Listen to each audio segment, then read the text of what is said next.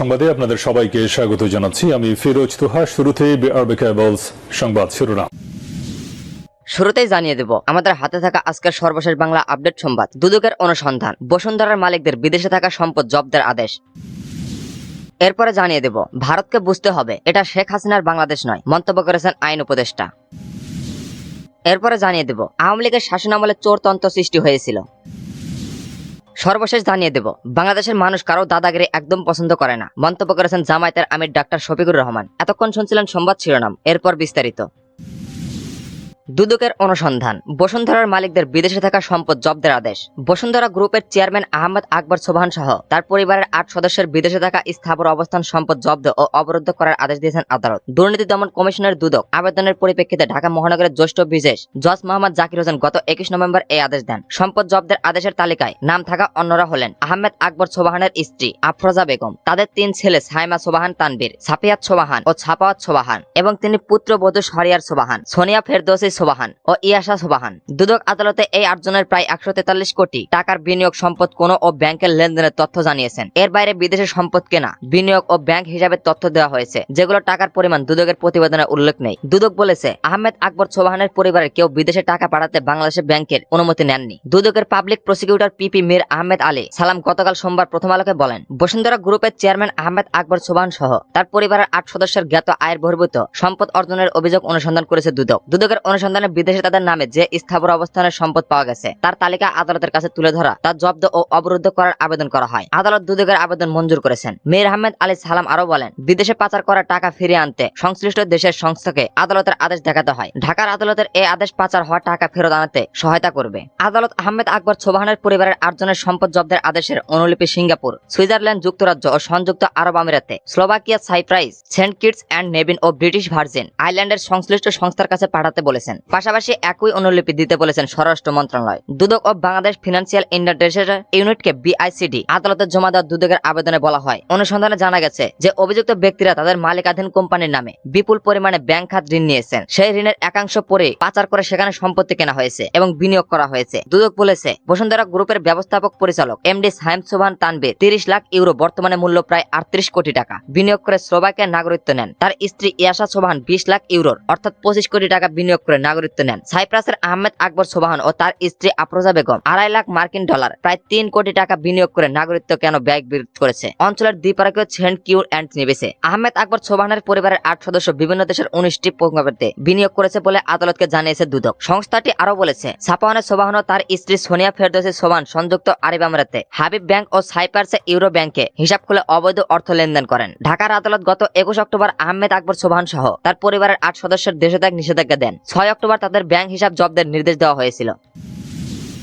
ভারতকে বুঝতে হবে এটা শেখ হাসিনার বাংলাদেশ নয়, মন্তব্য করেছেন আইন উপদেষ্টা। ভারতকে বুঝতে হবে এটা শেখ হাসিনার বাংলাদেশ নয়। এই বাংলাদেশ স্বাধীন, সার্বভৌম ও অমর্যাদাশীল। এই বাংলাদেশের নির্ভীক একটি তরুণ সম্প্রদায়ের। এবার ব্যক্তিগতভাবে এই ঘটনার কড়া প্রতিবাদ ও নিন্দা জানিয়েছেন আইন ও বিচার বিষয়ক উপদেষ্টা আসিফ নজরুল। সোমবার 2 ডিসেম্বর রাতে আসিফ নজরুল তার ভেরিফাইড ফেসবুক অ্যাকাউন্টে কড়া প্রতিবাদ জানিয়ে একটি পোস্ট দেন। প্রতিবাদের পাশাপাশি তিনি ভারতের সঙ্গে সমমর্যাদা ও সমানাধিকার ভিত্তিক বন্ধুত্ব বাংলাদেশ চাই বলে জানিয়েছেন তিনি। আসিফ নজরুল লিখেছেন, ভারতের ত্রিপুরা আগরতলায় বাংলাদেশের সহকারী হাই কমিশন ভবনে হামলা ও ভাঙচুর করেছে বিক্ষুব্ধ ভারতীয়রা। এই ঘটনা গভীরভাবে ক্ষুব্ধ করেছে বাংলাদেশ সরকারকে। তিনি বলেন, আজ ভারতের আগরতলায় বাংলাদেশের সহকারী হাই কমিশন তছনছ করা হয়েছে, বাংলাদেশের পতাকায় অগ্নিসংযোগ করা হয়েছে। হিন্দু সংঘর্ষ সমিতি নামে একটি সংগঠনের সদস্যরা এই নজ্জাকর ঘটনা ঘটিয়েছে। প্রশ্ন করি, এই ঘটনা মুসলিম সংঘর্ষ সমিতি নামের কোন সংগঠন বাংলাদেশে করলে কেমন আক্রমণাত্মক প্রশ্নয় মেতে উঠতে ভারত আন্তর্জাতিক আইন লঙ্ঘন করেছে জানিয়ে আইন উপদেষ্টা আরও লেখেন, আন্তর্জাতিক আইন অনুসারে ভারতের মাটিতে বাংলাদেশের সহকারী হাই কমিশনকে পরিপূর্ণ নিরাপত্তা দেওয়ার দায়িত্ব ভারতীয় সরকারের। তারা এটি করতে ব্যর্থ হয়েছে। এই ব্যর্থতার নিন্দা জানাই। পশ্চিমবঙ্গের মুখপাত্র মমতা বন্দ্যোপাধ্যায়কে মধ্যবর্তী প্রতিবাদ জানিয়ে তিনি লেখেন, নিন্দা জানায় পশ্চিমবঙ্গের মুখ্যমন্ত্রী মমতা বন্দ্যোপাধ্যায়ের মন্তব্যের। ভারতের বিভিন্ন অঞ্চলের সংখ্যালঘু ও দলিত সম্প্রদায়ের উপর যা ঘটে এর জন্য বরং উল্টো ভারতের এবং মতামতের লজ্জিত হওয়া উচিত। এরপর আসিফ নজরুল লিখেছেন, ভারতকে বলি আমরা সমমর্যাদার আর সমানাধিকার ভিত্তিক বন্ধুত্বে বিশ্বাসী। শেখ হাসিনা সরকার বিরানভাবে ক্ষমতায় থাকলে লোভে ভারত তোষণ নীতিতে বিশ্বাসী ছিল। আওয়ামী লীগের শাসনামলে চোরতন্ত্র সৃষ্টি হয়েছিল। দেশের অর্থনীতির অবস্থা পর্যালোচনার জন্য অন্তর্বর্তী সরকার কর্তৃক গঠিত শ্বেতপত্র প্রণয়ন কমিটি মনে করে দেশে গত 15 বছরের চামচা পুঁজিবাদ থেকে চোরতন্ত্র তৈরি হয়েছিল, যাতে রাজনৈতিক, সামরিক ও বেসামরিক আমলা, বিচার বিভাগ সহ সবাই অংশ নিয়েছে। আলোচ্য সময় বাংলাদেশ থেকে 28 উপায় দুর্নীতির মাধ্যমে $234 বিলিয়ন বা 23,400 কোটি ডলার অবৈধভাবে পাচার হয়েছে। বাংলাদেশি মুদ্রায় পাচারকৃত অর্থের পরিমাণ প্রায় 27 লাখ কোটি টাকা। সোমবার রাজধানীর শেরেবাংলা নগরের NAC সম্মেলন কক্ষে শ্বেতপত্র কমিটির সংবাদ সম্মেলনে এসব তথ্য জানান কমিটির প্রধান ডক্টর দেবপ্রিয় ভট্টাচার্য। এ সময় কমিটির সব সদস্য সংক্ষেপে তাদের প্রতিক্রিয়া জানান। কারা বেশি দুর্নীতিবাজ ছিল, এমন প্রশ্নের জবাবে শ্বেতপত্র কমিটির প্রধান ডক্টর দেবপ্রিয় বলেছেন, কমিটি বিষয়টি নিয়ে সেসব শুনানি করছেন। সেখানে এমন মতো এসেছে যে চোরতন্ত্রের মূল স্তত্ব ছিল আমলারা, সামরিক, বেসামরিক, রাজনৈতিক ও ব্যবসায়ীরা, আইনসভা, বিচার বিভাগ, নির্বাহী বিভাগ সহ সবাই যখন গোষ্ঠীভাবে চুরির অংশ হয়, সেটাই চোরতন্ত্র। মূলত 3টি বিতর্কিত নির্বাচনী এই বিবৃতি তৈরি করেছে। কারা এসব দুর্নীতি করেছে, এমন প্রশ্নের জবাবে তিনি বলেন, আমাদের কাছে চোর ধরা না, চুরির বর্ণনা দেওয়া,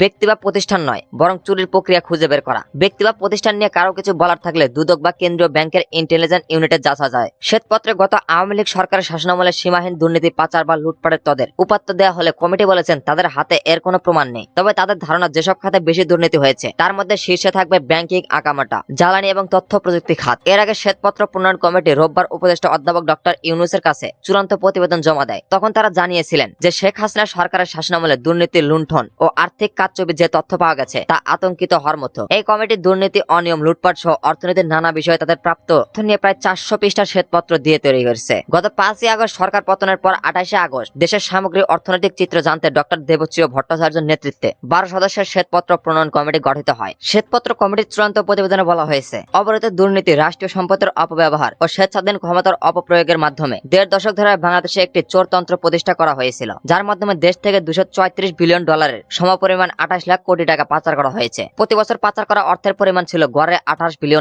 এতে আরো বলা হয়, বড় ধরনের দুর্নীতি হয়েছে মেগা প্রকল্পগুলোতে। 15 বছরে প্রকল্পের খরচ বেড়ে 70% বৃদ্ধি পেয়েছে এবং প্রকল্পগুলো শেষ করতে প্রায় 5.5 বছর লেগেছে। বার্ষিক উন্নয়ন কর্মসূচি ADP এর মাধ্যমে উন্নয়ন প্রকল্পে বিনিয়োগ করা $60 মিলিয়ন মধ্যে প্রায় 14 থেকে 24 মিলিয়ন, $1,61,000 থেকে $2,80,000 কোটি টাকা রাজনৈতিক চাঁদাবাজি, ঘুষ এবং বাজেট বাড়ানোর মতো বিভিন্ন দুর্নীতির কারণে নষ্ট হয়েছে। এতে বলা হয়, রাজনৈতিক প্রভাব ব্যাংকিং খাতের সংকটকে গভীর করেছে। বিগত 15 বছরে দেশের ব্যাংক খাতে যে মন্দ ঋণ তৈরি হয়েছে তাদের 14টি মেট্রো রেল বা 24টি পদ্মা সেতু করা যেত। ধারাবাহিক ঋণ খেলাপির ঘটনা এবং বড় ধরনের কেলেঙ্কারিগুলোতে আর্থিক খাতের স্থিতিশীলতাকে ধ্বংস করেছে এবং উৎপাদনশীল খাত থেকে পুঁজি অর্থদিকে সরিয়ে স্থিতিশীলতাকে ধ্বংস করেছে বলেও শ্বেতপত্রে বলা হয়েছে। এছাড়া অভিবাসন খাত গত 1 দশকে প্রায় 13.5 লাখ কোটি টাকা সরানো হয়েছে ছন্ডিতে লেনদেনের মাধ্যমে। মূলত রেকর্ডিং অ্যাঞ্জেলসের মাধ্যমে ভিসা ক্রয়ের মাধ্যমে নামে একটা বিদেশে গেছে। শ্বেতপত্রে বলা হয়, এ টাকা মতিঝিল উত্তরা রুটের মেট্রো রেলের নির্মাণ খরচের 4 গুণ। সিন্ডিকেট ও অনৈতিক রিকমেন্ডের চর্চার কারণে সত্যিকার অবাসী কর্মীরা ক্ষতির শিকার হয়েছে এবং দেশের রেমিটেন্স থেকে বঞ্চিত হয়েছে।